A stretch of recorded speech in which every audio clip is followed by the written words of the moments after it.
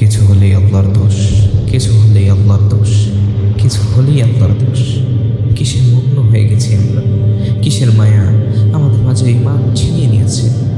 আমাদের জীবনের ভুল ব্যর্থতার নামক ছায়া নামে কেন আমরা আল্লাহকে দোষারোপ করতে শুরু করলাম? কি ভাবছেন? আপনিও কিন্তু তার বাহিরে নন।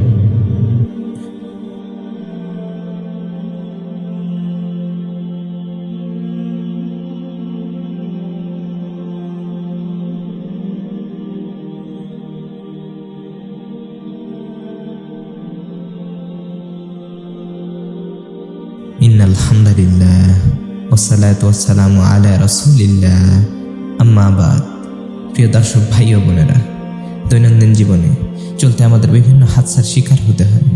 হয়তো সেটা আনন্দ ঘন মুহূর্তের মাধ্যমে উপভোগ করা কোনো হাদসা, অথবা আকাশ পরিমাণ কষ্ট নিয়ে লুটিয়ে পড়া হাদসা।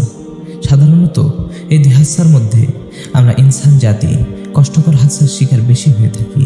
কেননা আল্লাহ তাআলা বলেন, লাকাদ খালাকনাল ইনসানা ফি কাবাদ, আমি মানুষকে সৃষ্টি করেছি অত্যন্ত কষ্ট ও শ্রমের মাঝে। সুবহানাল্লাহ। কিন্তু আজ আমরা দানি পরিমাণ কষ্ট পেলেও আল্লাহর কাছে এক পাহাড় সম পরিমাণ অভিযোগ নিয়ে হাজির হচ্ছি, আর তার প্রদানকৃত নিয়ামত থেকে দিন দিন মুখ ফিরিয়ে নিয়ে তার প্রকৃতির আশীর্বাদ স্বরূপ গ্রহণ করেছি। ওয়াল্লাহি, আপনি তার নিয়ামতকে তুচ্ছ তাচ্ছিল্য করছেন। আপনি ভাবছেন আপনার রব আপনাকে কি দিয়েছে। আপনি ভাবছেন আপনার রব আপনার বন্ধুকে যা দিয়েছে, কেন তিনি তা আপনাকে দিচ্ছেন না? কেন তিনি আপনাকে এত কষ্টের মধ্যে রেখেছেন? তিনি কি আর কাউকে পাননি? নাউযুবিল্লাহি মিন যালিক। আমরা তো শুধু এগুলো চিন্তার মধ্যে সীমাবদ্ধ রাখি না, বরং মাঝে মাঝে তা নিজের অজান্তের মধ্যে নিজের মুখ দিয়ে প্রকাশ করে ফেলি। প্রিয় উম্মাহ, আপনি বলছেন আপনার রব আপনাকে কষ্ট ছাড়া কি দিয়েছেন? কেন আপনার বন্ধুর থেকে উত্তম কিছু আপনাকে দেননি? কেন কমপক্ষে আপনার বন্ধুর সমতুল্য পরিমাণ সুখ আপনাকে দেননি? সুবহানাল্লাহ। আপনি যদি জানতেন আপনার রব আপনাকে কি দিয়েছে, তাহলে আজ এ কথা তুলতেন না, বরং তাকে শুকরিয়া ব্যতীত এক সেকেন্ড অতিবাহিত করতেন না। প্রিয় ভাই ও বোনেরা, একবার চিন্তা করে দেখুন তো, আপনি কি নবী করিম সাল্লাল্লাহু আলাইহি ওয়াসাল্লাম এবং তার সাহাবীদের থেকে উত্তম? আপনার আমল এবং তাদের আমল কি সমপরিমাণ? আপনি তাদের জীবনী পড়ে দেখেন, কত কষ্টের মাঝে তারা তাদের ইসলামকে ধরে রেখেছিলেন। তাদের জীবন কত কষ্টকর ছিল। আপনাকে যদি বর্তমান সময় থেকে তাদের সময় তুলে নিয়ে যাওয়া হতো, তবে আপনি নিজের আমল সম্পর্কে জ্ঞাত হতেন। ওয়াল্লাহি, আজ আপনি মুহাম্মদ কাসিমের চেয়ে উত্তম বয়স পেয়েছেন। আজ আপনি নবী করিম সাল্লাল্লাহু আলাইহি ওয়াসাল্লামের চেয়ে বৃহৎ ঘর পেয়েছেন।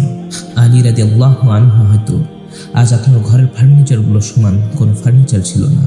গায়ের রংটাও আজ আপনার বেলাল রাদিয়াল্লাহু আনহুর চেয়ে উত্তম। জুলাইবিব রাদিয়াল্লাহু আনহুর চেয়ে আপনি হয়তো উচ্চতায় লম্বা। তাদের এই প্রাপ্তির কাছে আপনার প্রাপ্তি কি তুচ্ছ?